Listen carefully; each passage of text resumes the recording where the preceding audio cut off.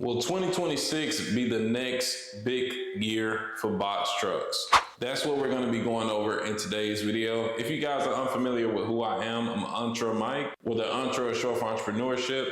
And we go over the LTL market every single week, trying to figure out where the market is going, how much are rates actually paying for box trucks. Kind of a different scenery. I'm actually out of town, but due to the news that's been coming out recently, I felt like I had to get this video out. Now, this is also going to be a spot market update. We won't be able to do the load searches due to just being out of town, but there's going to be a lot of information that you're going to want to hear. So if you like this content, make sure you like the video. It helps the video way more than you think. It spreads this out in other people's algorithm and help them get this same information. Also, subscribe to the channel, turn on post notifications if you want to see this information weekly, where I go over box trucks, hot shots.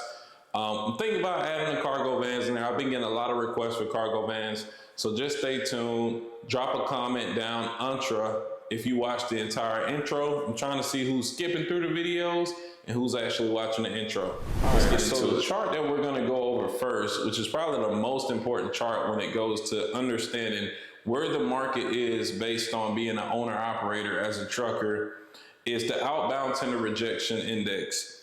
Now, if you pay attention, around December, we spiked due to the holidays. After the snowstorm that was talked about last week, we knew that this would have an impact on rate due to trucks parking their fleets to stay out of the bad weather and, staying away from claims and accidents. But there's also a change in volume that we're gonna probably check out in the next slide.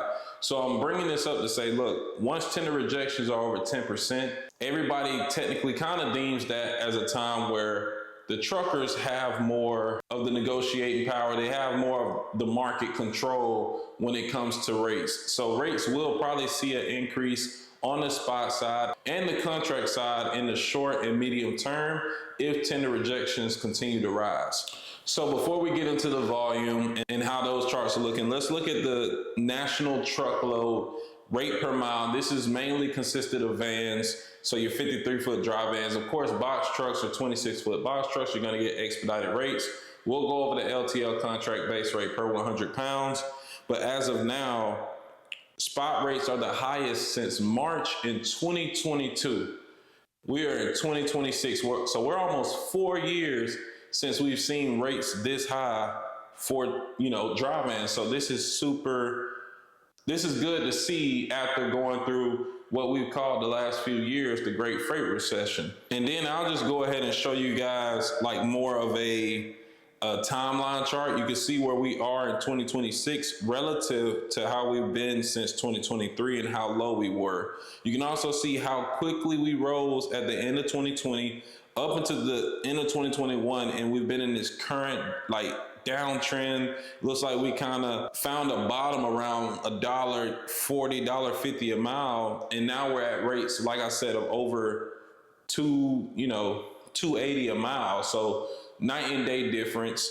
Truckers are for sure making more money right now due to the limited capacity, but if government regulations continue to tighten for English language proficiency and non-domiciled CDLs, we could see another spike that makes these look insignificant. Let's take a look at the volume.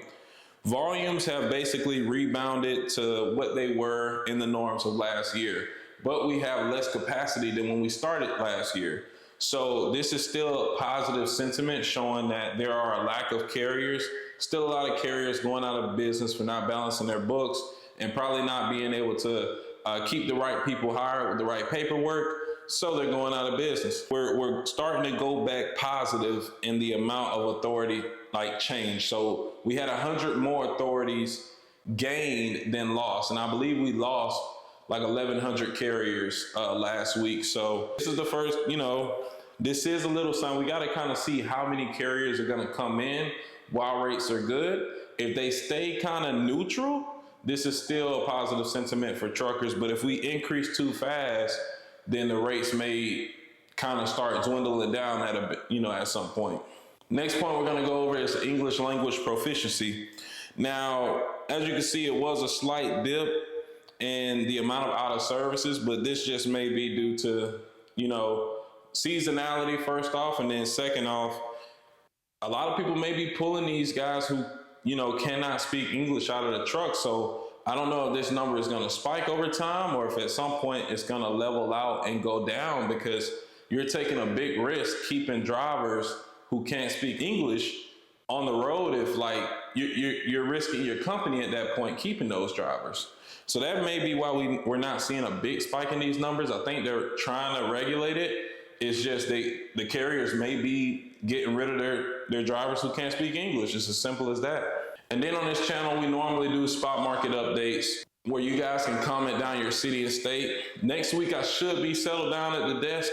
So if you want to see your city and state, go ahead and drop that down in the comment section, and then I'll get to them next week. But for right now, we'll just look at the top states for loads coming out to get an idea of where loads are coming out of. We got Texas, Ohio, Illinois, Georgia, and Indiana for the top 5. So you got a good mix. Texas probably controlling the South Central, Georgia in the Southeast, and you got Ohio, Illinois, and Indiana in the Midwest. So of course the Midwest is where we're gonna preach. You wanna keep your trucks for a box truck, drive in, it doesn't matter. They got great rates. That's where the best rates are in the country. So if you want to keep your trucks moving consistently with a lot of freight, less capacity, the Midwest is where you want to be. Now you do got to keep in mind, we have been having bad weather the past few weeks. We could get a few more snowstorms in the winter, but that's where the money is. Taking that risk is where the money is. Just be safe. Make sure y'all are safe on that road. Safety first. And then if we take a look at the heat map, the Northeast is looking pretty hot. Looks like Georgia, South Carolina, still really hot relatively. South Central, Dallas, Houston area looking good. Somehow Utah, Kansas, and Colorado got sections of, really tight capacity. And the West Coast isn't looking that great. A lot of blue and orange in that area, except for Los Angeles. So, like I said, if you want to make some money, it looks like the corner of the Southeast may be where you want to keep your truck, along with the Midwest. Keep doing research in this industry. I got a lot of big plans for the box trucks. The hot shot industry is coming up soon. So just make sure y'all stay tuned to the channel. Like I said, like, comment, and subscribe. And if you want a full step-by-step video on how to start your box truck business, I'll just pin that up at the end of this video. I'll see y'all next time. Peace.